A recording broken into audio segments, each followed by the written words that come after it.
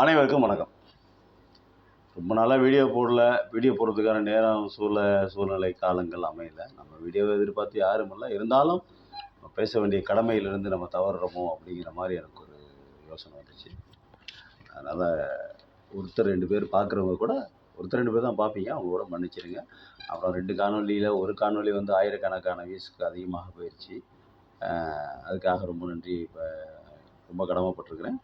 அப்புறம் இன்னொரு விஷயம் என்ன அப்படின்னா, எல்லாருமே லைக் பண்ணாமையே பார்க்குறீங்க, சப்ஸ்கிரைப் பண்ணாமையே பார்த்துருக்காங்க. 1200 பேர்த்துக்கு மேலே பார்த்துருக்காங்க. நான் லைக் பண்ணல, சப்ஸ்கிரைப் பண்ணல. அதனால் தயவு செய்து லைக் பண்ணுங்கள், சப்ஸ்கிரைப் பண்ணுங்கள்.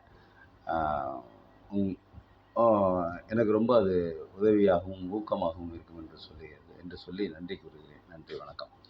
அப்புறம் இன்னைக்கு வந்து ஹெட்லைன்ஸ் என்ன தெரியுங்களா? இன்னைக்கு பிரதமர் மோடியின் புதிய அமைச்சரவையில் வந்து பார்த்திங்கன்னா 28 பேர் மீது கிரிமினல் வழக்கு இருக்கான். 28 பேர் மீது கிரிமினல் வழக்கு. 19 பேர் மீது வந்து கொலை முயற்சி, அப்புறம் பெண்களுக்கு எதிரான குற்றங்கள், அப்புறம் வெறுப்பு பேச்சு. இதுதான் வந்து இன்றைக்கி ஹெட்லைன், சத்தியம் நியூஸோட ஹெட்லைன்ஸ் காலையில். 28 ஒரு 19 பார்த்தீங்கன்னாக்கா 28 37 47 கிட்டத்தட்ட 50 அமைச்சர்கள், பதவியேற்ற 70 அமைச்சர்கள் மேலே 70 அமைச்சர்கள் பக்கம் பதவியேற்றிருக்காங்க. அந்த 70 அமைச்சர்களில் கிட்டத்தட்ட 50 பேர், கிட்டத்தட்ட 3/2 பங்கு அப்படின்னு வச்சுக்கலாமா? அப்படி கூட வச்சுக்கலாம். 3/2 பங்கு. 75 பேர்னாக்கா அதில் 3/2 அதான் 70 பேர்னாக்கா 3/2 பங்கு.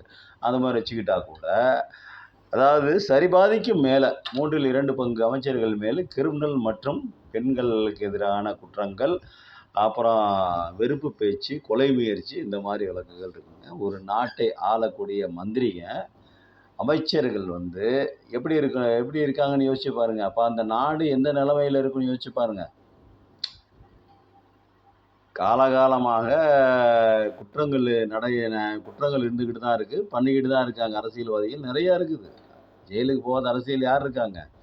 ஜெயிலுக்கு போனால் தானே அவர் வந்து தியாகி அப்படின்னு அரசியலுக்கு வந்து பெரிய அளவில் வந்து ரீச் பண்ணுறாங்க. அப்படி இருக்குது. ஆனால் ஜெயிலுக்கு போன அரசியல்வாதிகளுடைய கதையெல்லாம் எடுத்துக்கிட்டால் வேறு. இப்போ மகாத்மா காந்தி ஜெயிலுக்கு போனார், ஜவஹர்லால் நேரு ஜெயிலுக்கு போனார், தந்தை பெரியார் ஜெயிலுக்கு போயிருக்காரு. அதுவும் சுண்ணாம்பு சிறையில். எப்படிங்க? சுற்றி சுண்ணாம்பினால் கட்டப்பட்ட சிறையில் போய் பெரியாரை போட்டிருக்காங்க அப்படின்னு சொல்லிட்டு வரலாறு சொல்லுது. அவருடைய புத்தகங்கள் சொல்லுது. சுற்றி சுண்ணாம்புனாக்க எரிய ஆரம்பிச்சிடும் உடம்பு. உள்ளார உட்காரவே முடியாது, எரிய ஆரம்பிச்சிடும் உடம்பு. அந்த மாதிரி ஒரு சிறையிலெல்லாம் அவரை போட்டிருக்காங்க. இந்த மாதிரி ஜவஹர்லால் நேரு, மகாத்மா காந்தி, இன்னும் எண்ணற்ற தலைவர்கள். ஏன் நம்ம வ. சிதம்பரனார் ஐயா இருக்கார, அவரெல்லாம் போய் செக்கிழுத்தாருங்க. அவர் தனியாக ஒரு கப்பலை கட்டி ஓட்டினார். ஒரு கப்பலையே வெள்ளைக்காரனுக்கு எதிராக சுதேசி கப்பல் இயக்கம்னு ஒரு இயக்கத்தை கட்டி கப்பலை தனியாக வச்சு ஓட்டினார். போக்குவரத்து பண்ணினார், வியாபாரம் பண்ணினார். வெள்ளைக்காரனுக்கு எதிராக வ. சிதம்பரனார் ஐயா அவர்கள் வந்து அவருடைய தியாகம், அவருடைய ஈகைக்கு முன்னாடி இவங்க மந்திரிங்க எப்படி இருக்காங்க அப்படின்னா, கொலை முயற்சி, பெண்களுக்கு எதிரான குற்றங்கள், வெறுப்பு பேச்சு, வன்முறை, இதுதான். எந்த அரசியல்வாதியும் நாட்டு நலனுக்காக போராடி வழக்கு வாங்கலை. இந்த 50 பேர் 50 28 7 30 28 9 37 37 10 47 மந்திரிகளும் எந்த வழக்குக்காகவும், எந்த வழக்கும் மக்களுக்காக வேண்டியோ இல்லை நாட்டுக்காக வேண்டியோ எந்த வழக்கும் இல்லை. அவ்வளவு பேரும் இல்லை. கிரிமினல் வழக்கு, கிரிமினல் குற்றங்கள், கொலை, கொள்ளை, வன்முறை, இதுதான் சத்திய நியூஸில் சொன்னது. 28 + 19. அப்போது 50 ஒரு நாட்டை ஆளுகிற 70 அமைச்சர்களில் 50 அமைச்சர், கிட்டத்தட்ட 50 அமைச்சர்கள் மேலே குற்ற வழக்குகள் இருந்தால், அந்த நாட்டில் அவரை பின்பற்றக்கூடிய மக்கள், அந்த நாடு, அந்த நாட்டினுடைய கலாச்சாரம், அந்த நாட்டினுடைய பொருளாதாரம் எப்படி இருக்குன்னு யோசிச்சு பாருங்க. எப்படி மேற்கொண்டு வளரும்? அங்கே வளர்கிறதுக்கு ஒன்றுமில்ல. கடைசியில் இந்த 10 வருஷத்தில் பார்த்தவன் என்ன வெங்காய வளர்ச்சி இருக்குது? பணக்காரனானா ஏழையானா, அவ்வளவுதான். அங்கே வளர்கிறதுக்கெல்லாம் ஒன்றும் 10 நயா பைசாவுக்கு பிரயோஜனம் உள்ள வளர்ச்சிங்கிறதுலாம் ஏழை ஏழையான பொருளாதாரத்தில் பின்தங்கியவர்கள் ரொம்ப பின்தங்கி போயிட்டாங்க. அதாவது ஏழை மேற்கொண்டு ஏழை ஆயிட்டான். 10 ரூபா வச்சிருந்தவன், காசு வச்சிருந்தவன் 8 ரூபா 7 ரூபா 6 ரூபான்னு போயிடுச்சு. 1000 5000 10,000 வச்சிருந்தவன் இப்போ 20,000 40,000 50,000 1 லட்சம் 1 கோடி அப்படி போயிடுச்சு. ஏறினவன் ஏறிக்கிட்டே போயிட்டான், இறங்கினவன் இறங்கிக்கிட்டே போயிட்டான். ஏழைகள் அதிகமாகிருச்சு. இந்தியாவில் எப்பயுமே ஒரு பேர் இருக்குது. ஒரு 10 20 ஆண்டுகளாகவே இந்தியாவுக்கு ஒரு என்ன பேர் இருக்குன்னா, ஏழைகள் நிறைந்த பணக்கார நாடு இந்தியா அப்படிங்கிற பேர் இருக்குது. ஏழைகள் நிறைந்த பணக்கார நாடு அப்படிங்கிற பேர் இருக்குது. அந்த ஏழைகள் நிறைந்த பணக்கார நாட்டில் பணக்காரன் கொஞ்சமாக இருக்கிறான், ஏழைகள் நிறையா இருக்கிறான். அதுதான் மேட்ரு. அப்போது இந்த ஏழைகளுடைய பணம், பொருளாதாரம், அந்த உழைப்பு எல்லாம் சுரண்டி பணக்காரனுக்கு போயிடுது. சுரண்டுறான். கார்பரேட் கம்பெனிகள்லாம் சுரண்டுறான். சுரண்டி சுரண்டி சுரண்டி சுரண்டி பெரிய ஆள் ஆகிடுறாங்க. அவங்க பெரிய ஆள் ஆகிடுறாங்க. ஆனால் ஏழையாக இருக்கிறவன் ஏழையாகவே இருக்கிறான். சரி, இந்த 49 பேர் 48 பேர் மேலே கிரிமினல் வழக்கு இருக்கு. இதுக்கு சட்டம் என்ன பதில் சொல்ல போகுது? சட்டம் படித்தவர்கள், சட்ட நிபுணர்கள் என்ன பதில் சொல்ல போகிறாங்க? அவங்க மேலே குற்ற வழக்குகள் இருக்கும் பொழுது இவங்க எப்படி மந்திரியாக அவங்க சீட்டு கொடுத்தாங்க, அவங்க எப்படி மந்திரியாக தேர்ந்தெடுக்கப்பட்டாங்க, இதெல்லாம் ஒரு கணக்கு இருக்குல்ல.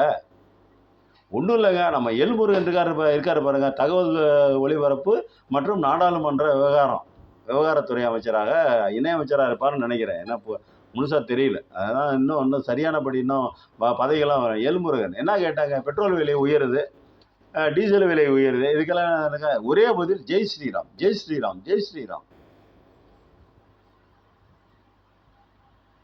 என்னங்க வேலை வாய்ப்பு, இளைஞர்களுக்கு வேலை வாய்ப்பு 2 கோடி வேலை வாய்ப்பு தர நீங்கள் ஒரே பதில் ஜெய் ஸ்ரீராம், ஜெய் ஸ்ரீராம், ஜெய் ஸ்ரீராம்.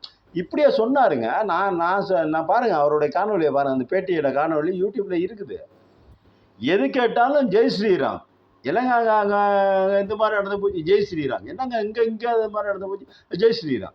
என்னையா ஒரு அமைச்சராக இருக்கிற, இணையமைச்சராக இருக்கிற, ஒரு மத்திய ஒன்றியத்தினுடைய இணையமைச்சராக இருக்கிற, 150 கோடி பேர் உன்னுடைய துறை செயலாற்றுறது. ஒரு பதிலைக்கு ஒரு கேள்வியை கேட்டால் ஜெய் ஸ்ரீராம்னா என்ன அர்த்தம்? இது என்ன பதில்? இது ஜெய் ஸ்ரீராமுக்கு அந்த கேள்விக்கு ஏதாவது சம்மந்தம் இருக்குதா? ஏதாவது பதில் இருக்குதா? என்னங்கடா நாட்டில், ஜனநாயக நாட்டில் நீங்கள் உங்கள் கையில் நாடு கிடச்சிச்சிங்கிறதுக்காக வேண்டி நீங்கள் எது வேணாலும் பேசுவீங்களா, எது வேணாலும் செய்வீங்களா அப்படின்னு தானே கேட்கணும். நம்ம கேட்கல, மக்கள் கேட்குறாங்கல்ல. இதே அவங்கக்கிட்ட நாட்டை கொடுத்துட்டு நாங்கள் ஏன் அவ்வளோ கஷ்டப்படணும்? பெட்ரோல் விலை ஏற்றுவீங்க, டீசல் விலை ஏற்றுவீங்க, எல்லாத்தையும் சம்பாதிச்சு கொண்டு போய் அங்கேயே எங்கள்கிட்ட இருக்கிற காசெல்லாம் சுரண்டி கொண்டு போய் பணக்காரங்கள்ட்ட கொடுப்பீங்க அப்படின்னு மக்கள் கேட்குறாங்கல்ல. நம்ம மரியாதை இல்லாமல் இப்போ யாரையும் பேசுகிறதில்ல. எல்முருகன் ஐயா மேலே நமக்கு மிகுந்த மரியாதை இருக்குது. 2வது நமக்கு அவர் ரொம்ப வேண்டப்பட்டவர், அதனால் அவரை மரியாதை இல்லாமல் பேசலை. ஒரு ஒரு கேள்வி கேட்டால், இப்போ நிர்மலா சீதாராமன் இருக்காங்களே, இப்போ இணையமைச்சர், புதிய அமைச்சரவை நிதியமைச்சராக இருக்காங்க. ஏற்கனவே அவங்க தான் 10 வருஷமாக நிதியமைச்சராக இருந்திருக்காங்க. இப்போ புதிய நிதியமைச்சராக 3வது முறையாக அவங்களும் பதவி ஏற்றிருக்காங்க. அவங்கள்ட்ட என்ன கேட்டாங்க? வெங்காய விலை ஏறிடுச்சிங்க, வெங்காய விலை ஏறிடுச்சு.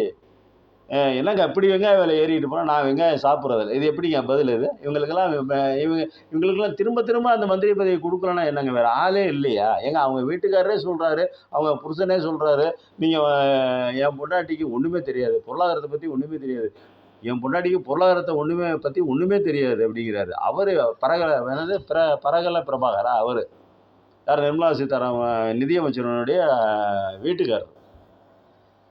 மோடிக்கு ஒன்றுமே தெரியாது அப்படிங்கிறாரு. சுப்பிரமணிய சாமி சொல்கிறாரு இன்னொரு தேர்தல் வருங்கிறாரு.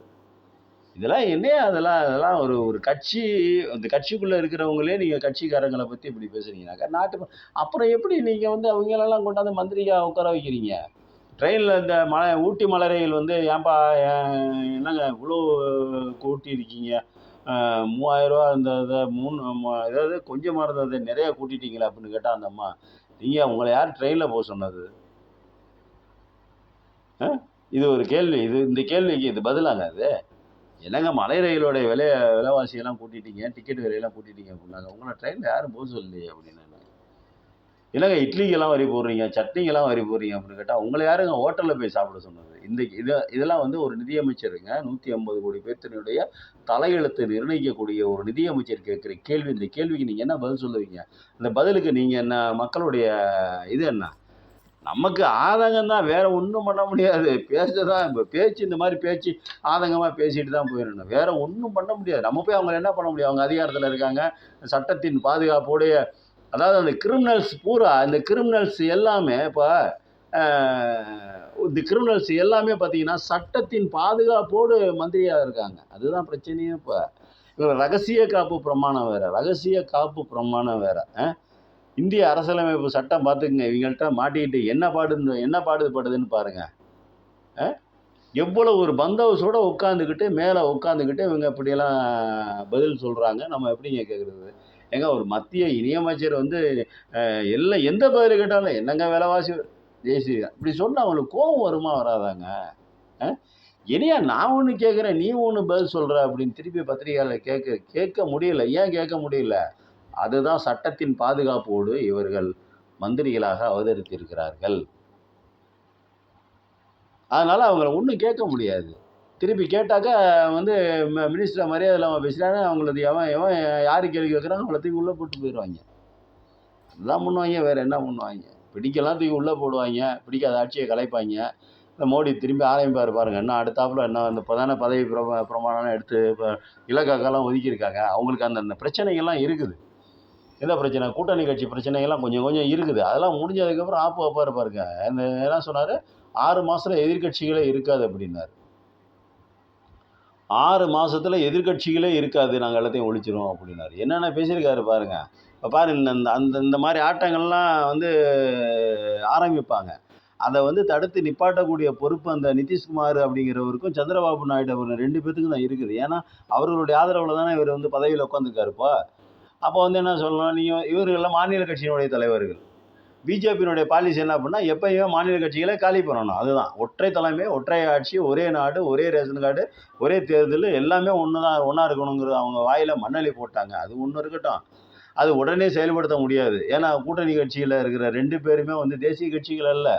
கூட்டணி கட்சியில் இருக்கிற 2 பேருமே மாநில கட்சியினுடைய தலைவர்கள். அப்போ மாநிலங்களுக்கு ஏதாவது ஒரு பிரச்சனை அப்படின்னா, அந்த மாநில கூட்டணியில் இருக்கிற அந்த 2 மாநில கட்சி சந்திரபாபு நாயுடு, நிதிஷ்குமாரும் கேள்வி கேட்பாங்க.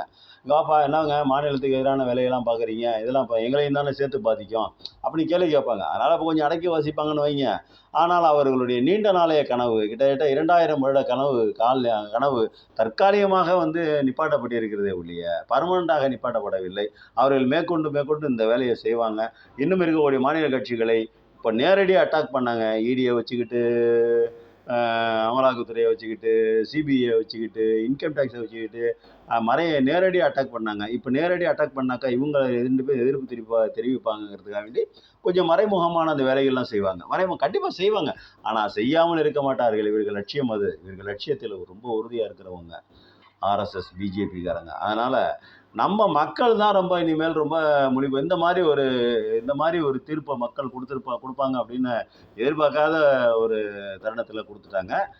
நல்ல வேளை ராகுல் காந்தி அமைச்சரவை அமைக்கவில்லை. ஒருவேளை போராடி ராகுல் காந்தி அமைச்சரவை அமைச்சிருந்தாருனாக்கா இதே மாதிரி தான் இருக்கும். அப்புறம் இன்னும் நிறைய பேச வேண்டியிருக்குது. நிறைய எழுதி வச்சிருக்கிறேன். நிறைய குறிப்புகள் எடுத்து வச்சிருக்கிறேன். குறிப்புகள் எடுக்க மாட்டேன். இந்த சப்ஜெக்டை பற்றி பேசணும், கண்டென்ட்டு எழுதி வச்சுருப்பேன். பேசுவோம். இன்னும் நிறைய வேலைகள் ராஜீவ்காந்தி பேசுனதுலேருந்து பங்கு சந்தை ஊழல் நிறைய பேச வேண்டியிருக்குது. பேசுவோம். நன்றி, வணக்கம். லைக் பண்ணி சப்ஸ்கிரைப் பண்ணி பாருங்கள். ரொம்ப நன்றி.